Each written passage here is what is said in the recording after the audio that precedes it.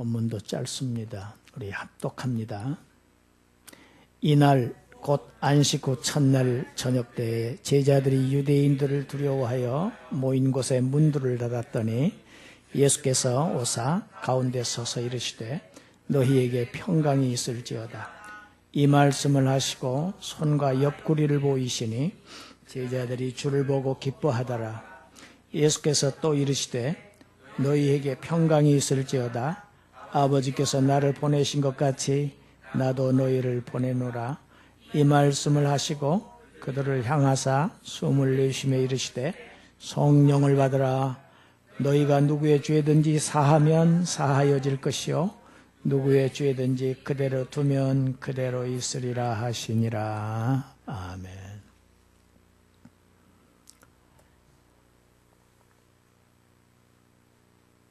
제자들이 3년 동안 따르던 예수님은 십자가에 달려서 죽으셨습니다.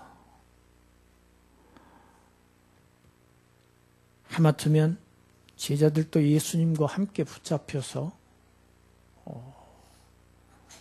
고난을 받을 뻔했는데 겨우 살아난 제자들, 이제 주님은 죽으셨고 자신들만 남겨졌습니다. 이제 우리는 어떻게 살까? 무엇을 해야 할까? 지금 방향을 알 수 없습니다. 한마디로 쉽게 말해서 심란하지요, 지금.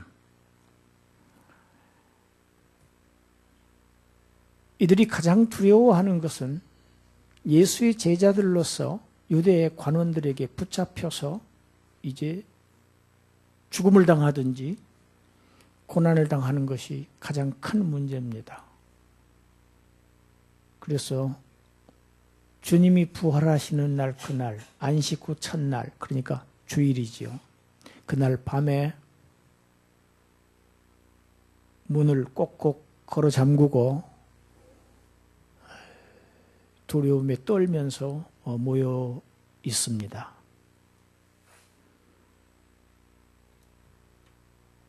공포가 온 방안을 이렇게 짓누르고 있는 바로 그곳에 부활하신 주님이 나타나신 것입니다. 문을 걸어 잠궜는데 잠겨진 문을 통과해서 부활하신 주님이 나타나십니다. 부활의 몸은 이런 몸입니다. 시간과 공간을 다 초월하는, 모든 벽을 다 통과하는, 모든 어떤 장애물도 없는, 어떠한 막힘도 없는 그러한 몸이 부활의 몸입니다. 여러분, 이런 부활의 몸이 저와 여러분들에게 약속되었다는 것이 우리의 가장 큰 희망입니다. 할렐루야. 우리의 마지막에 그 모습이 되는 것이 우리의 신앙의 목표입니다. 방 한복판에 서신 주님, 인사를 제자들에게 하십니다. 같이 합시다. 너희에게 평강이 있을지어다.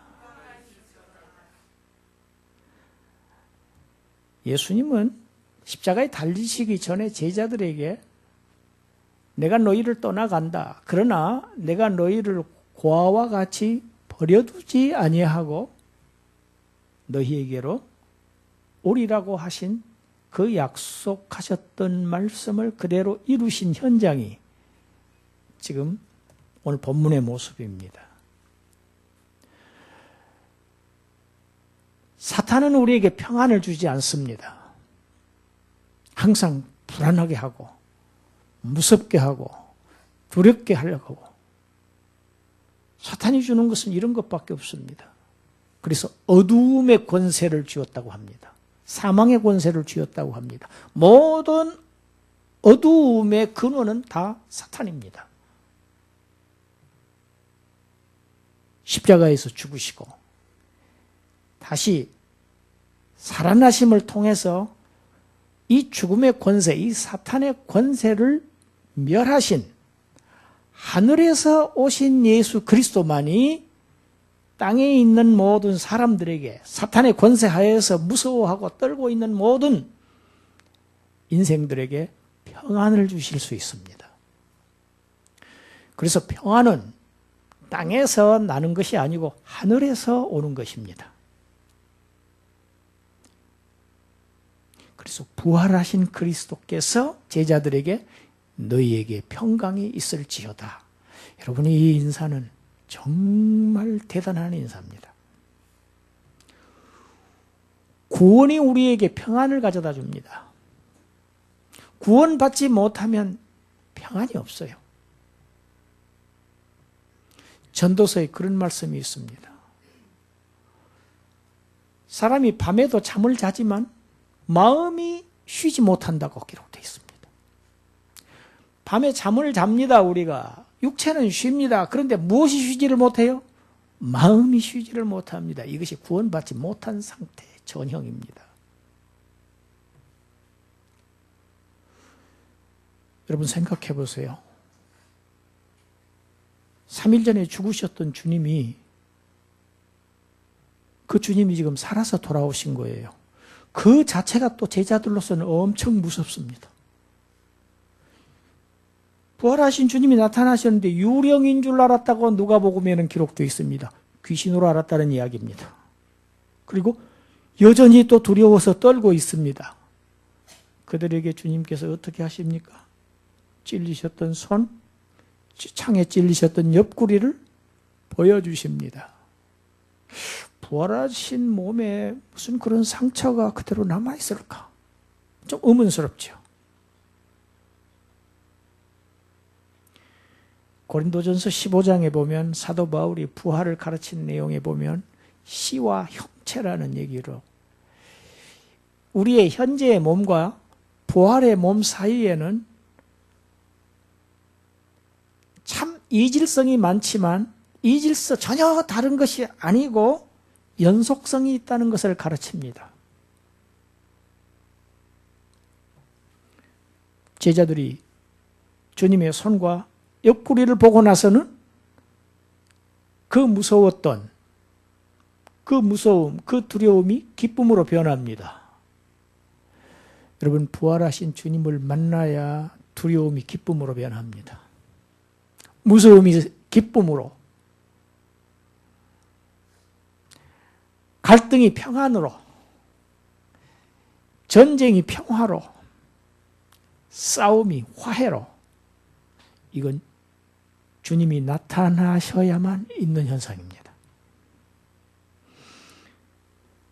주님께서 두 번째 21절에 또 너희에게 평강이 있을지어다, 이 인사를 재차하십니다.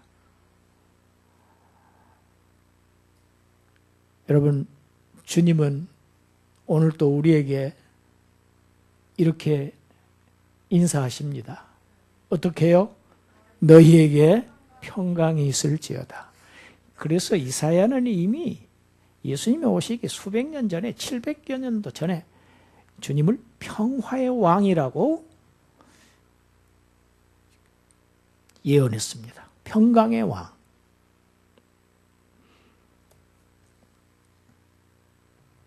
다시 한번 제자들에게 평강을 주시고 그 다음에 하신 말씀, 아버지께서 나를 보내신 것 같이 나도 너희를 보내노라. 신약 성경에 공통점이 있습니다. 부활하신 주님이 나타날 때마다 항상 선교의 사명을 발하십니다. 복음을 전하라는 메시지가 항상 부활하신 주님이 나타날 때마다 모든 복음서에서 나타나는 것이 공통점입니다. 여러분, 보냄을 받은 자는 보낸 자와 같습니다. 보냄을 받은 아들은 내 안에 아버지께서 계신다. 나와 아버지는 하나이니라. 보냄을 받은 자는 보낸 자와 같아야 보낸 자의 뜻을 드러낼 수 있지요. 그대로 나타날 수 있죠. 다르면 나타낼 수가 없습니다. 아들은 아버지의 대행자입니다. 아버지의 일을 대신하는 자입니다. 아들 예수님은 보내신 아버지의 권세를 이 땅에서 행사하셨습니다. 그래서 아버지가 하시는 생명을 살리는 일을 십자가와 부활 사건을 통해서 마치신 것입니다. 그 주님이 평강을 전하시고 이제 사랑하는 제자들에게 이 절체절명에 이 내가 아버지의 대행자인 것처럼 너희는 지금부터 나의 대행을 하는, 내 일을 대행하는 나의 대리자로서 임명하시는 것입니다. 위임하시는 것입니다.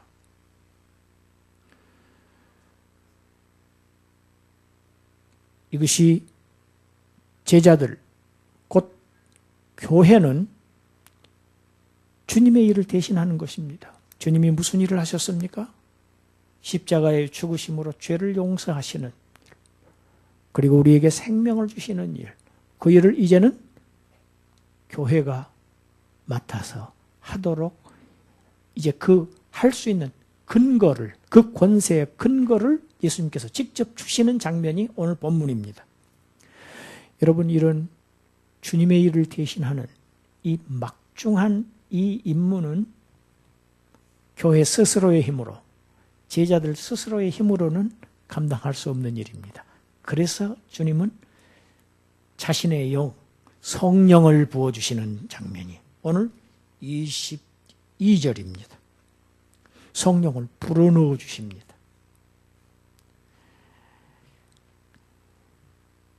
이 역시 주님의 말씀의 성취입니다. 요한복음 7장 39절 우리 같이 읽어봅니다.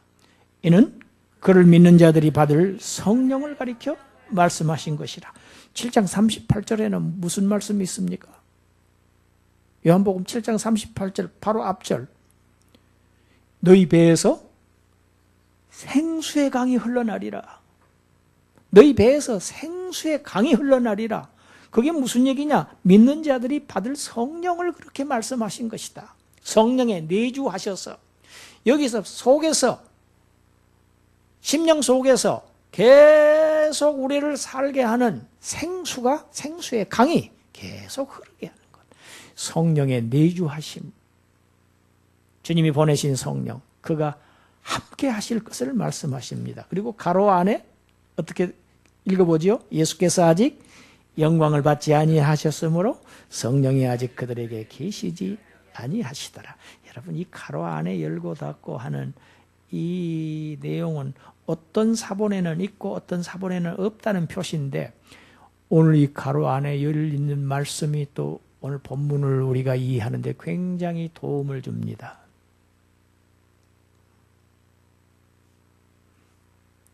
예수님께서 성령을 받으라. 성령을 받으라. 여러분, 요한복음에는 성령을 받는 것이 예수님의 영광 받으시는 것, 곧 십자가를 지시는 일, 또 부활하시는 사건, 그 영광 받으신 그 결과로 주어지는 그런 보이지 않는 성령 강림을 지금 얘기를 합니다. 왜냐하면, 왜 제가 이 얘기를 하냐 하면, 지금 제자들에게 성령을 받으라 하시는데 바로 뒤에 사도행전의 성령 강림의 오순절 사건이 드러나지요. 이게 어떤 관계가 있는가? 혼란이, 많은 혼란을 가져올 수 있습니다. 그래서 신학자들, 일부 신학자들은 이 부분을 요한복음의 성령 강림이라고 얘기를 합니다. 요한복음의 성령 강림은 예수님께서 십자가를 지시고 부활하신 주님, 그가 하나님 앞으로 이제 높이 들리실 것입니다. 그 들리신 사건입니다. 부활하신 사건이, 영광 받으신 사건입니다. 영광을 받으신 그 주님으로부터 이제는 그의 영이 모든 믿는 자들에게, 복음의 사역자들에게 주어진다 하는, 지금 보이지 않는 성령 강림을 얘기하고 있습니다. 반면에 사도행전에서 나오는 오순절 성령 강림은 교회의 사명이 이제 개시된다, 시작된다고 하는 공적이고 공식적인 눈에 보이는 성령 강림을 누가는 그렸다는 그 말입니다. 그래서 제2차 콘스탄티노플 회의에서는 제자들은 부활하신 주님의 부활하신 그 밤에, 부활의 날 밤에 바로 실제로 제자들은 성령을 받았다, 이렇게 정의를 했습니다. 그런데 성령을 넣어주시는 것을 오늘 본문은 숨을 불어넣으신 것으로 지금 표현하고 있습니다. 그렇죠? 숨을 내쉬셨다. 여러분, 여기서 우리가 창세기 2장 7절을 연상할 수 있습니다. 하나님께서 흙으로 지으신 사람의 코에 뭐를 불어넣으셨지요? 생기, 생명의 숨을 불어넣으시니까 그 흙으로 만들어진 존재가 살아있는 영적 존재로 변합니다. 생명이 됩니다. 창조 때에 성령이 역사하십니다. 그와 같이 오늘 본문도 새로운 창조, 죽은 영혼들을 살려내는 예수님께서 십자가의 대속의 사역으로 살려내는 새 창조의 사역을 나타낸 것입니다. 우리 에베소서 2장 10절을 같이 한번 읽어봅니다. 우리는 그가 만드신 바라 그리스도 예수 안에서 선한 일을 위하여 지으심을 받은 자니 이런 하나님이 전에 예비하사 우리로 그 가운데서 행하게 하려 하심이니라.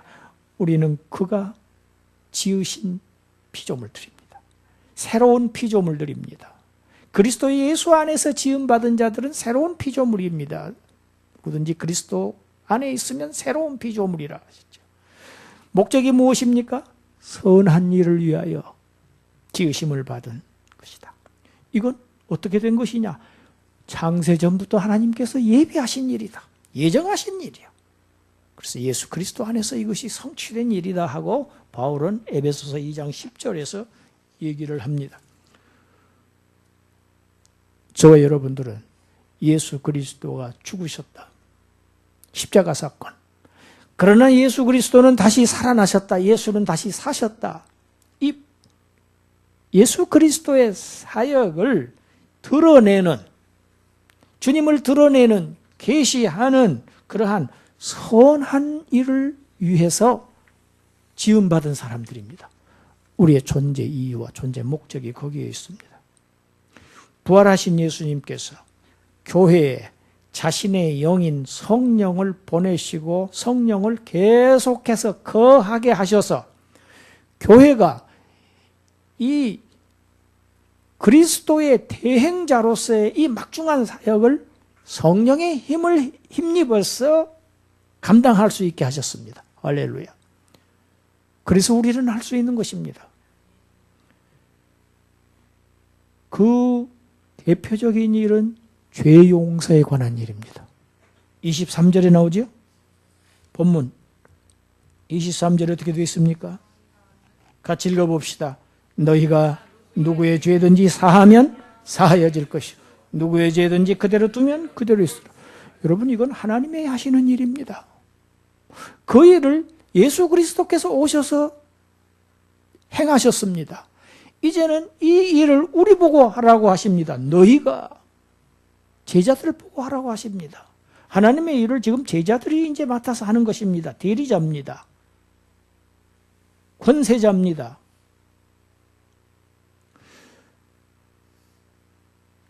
기독교의 복음은 죽음의 복음입니다. 십자가 사건이죠. 죽음의 복음.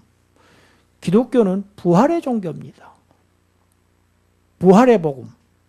기독교의 복음은 죽음과 다시 살아나는 부활의 복음입니다. 이 복음을 이제는 너희가 선포해서, 내가 한 이 일을 너희가 선포해서 죄인들로 하여금 죄 씻음을 받아서 영원한 생명을 얻도록 하는 이 막중한 일을 너희들이 이제는 하라. 그걸 하게 하기 위해서 내가 나의 영을, 성령은 누구십니까? 제3위 하나님이십니다. 성령을 너희에게 부어주겠다. 부어주는 장면이 오늘 이 본문에 모습입니다. 교회가 그리스도 사역을 계속하는 것입니다. 그래서 교회는 주님의 교회입니다. 하나님의 교회입니다. 땅에서 하나님의 일을 하는 하나님의 교회, 그리스도의 교회, 예수의 교회입니다. 어느 개인의 교회가 아닙니다. 이 말을 사도 바울은 로마서 1장 16절에서 이렇게 얘기합니다. 같이 읽습니다. 내가 복음을 부끄러워하지 아니하노니 이 복음은 모든 믿는 자에게 구원을 주시는 하나님의 능력이 됨이라. 먼저는 유대인에게요, 그리고 헬라인에게로다. 여러분, 교회가 선포하는 복음에는 능력이 있습니다. 사람을 구원하는 능력이 있습니다. 구원의 능력이 교회가 선포하는 복음 안에 들어 있습니다. 우리가 선포하는 복음 안에는 하나님의 능력이 동반됩니다. 할렐루야. 그래서 구원을 받는 것입니다. 그래서 죄 용서함을 받는 것입니다. 같이 합시다. 내가 너희를 보내노라. 아버지가 나를 보내신 것 같이 내가 너희를 보내노라. 여러분, 하나님의 보내심을 받은 자가 메시아입니다. 그 메시아로부터 보내심을 받은 자, 그리스도로부터 보내심을 받은 자들을 그리스도인이라고 합니다. 할렐루야. 기름 부음 받은 자라고 하지요. 그리스도는 하나님으로부터 기름 부음 받았습니다. 저와 여러분들은 그리스도로부터 기름 부음을 받은 자들입니다. 이 사명을 위해서. 능력을 부여받은 자입니다. 사명을 부여받은 자들입니다. 차별이 없습니다. 유대인이나 헬라인이나 누구든지입니다. 구약에는 유대인만이었습니다. 유대인만 하나님의 백성이었습니다. 이제 신약의 시대에는 땅 끝까지 모든 민족을 제자로 삼아서 내 제자로 삼아라. 그래서 세례를 베풀고 아버지와 아들과 성령의 이름으로 세례를 베풀고 내가 너희에게 가르친 것, 성경에 있는 복음의 말씀을 전해서 지키게 하라. 이것이 부활하신 주님께서 교회에 맡겨주신, 저와 여러분들에게 맡겨주신 특권이고 사명입니다. 예. 이 사명, 직접 주님으로부터 받았던 사도들은 다 천국으로 떠났습니다. 이제 이 주님의 이 주신 이 명령, 이 사명, 이제 제자된 저와 여러분들이 보냄을 받은 자들입니다. 이 일을 위해서 지음받은 자들, 보냄을 받은 자들입니다. 같이 합시다. 내가 너희를 보내노라. 너희가 누구의 죄든지 사하면 사하여질 것이요. 누구의 죄든지 그대로 두면 그대로 있으리라. 놀라운 말씀입니다. 우리가 전하면 누구의 죄든지 사해진다. 성령이 함께 하시기 때문에. 그러나 너희가 그대로 두면 그들의 죄가 그대로 있을 것이다. 여러분, 하반부는 정말 우리에게 무거운 책임을 느끼게 하는 말씀입니다. 교회는, 저와 여러분들은 죄사함을 전달할 뿐만 아니라 그들의 구원과 멸망의 열쇠를 가진 자들입니다. 천국의 열쇠를 쥐고 있는 것이 교회입니다. 마태복음 16장 19절에서 말씀했습니다. 마태복음 16장 19절 읽습니다.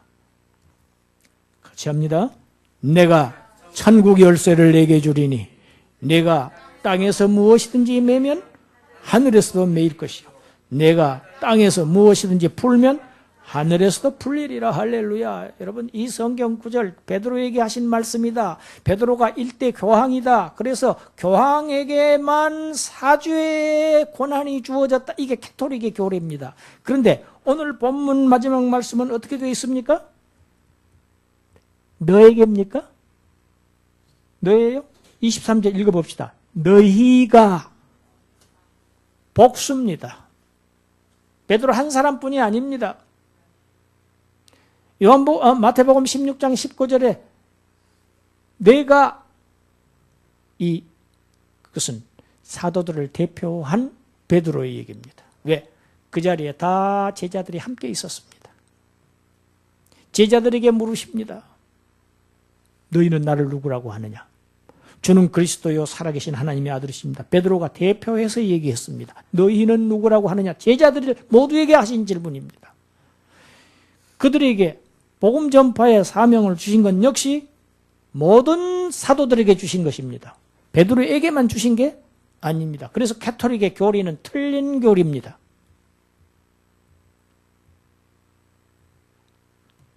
내가 천국 열쇠를 내게 주노니.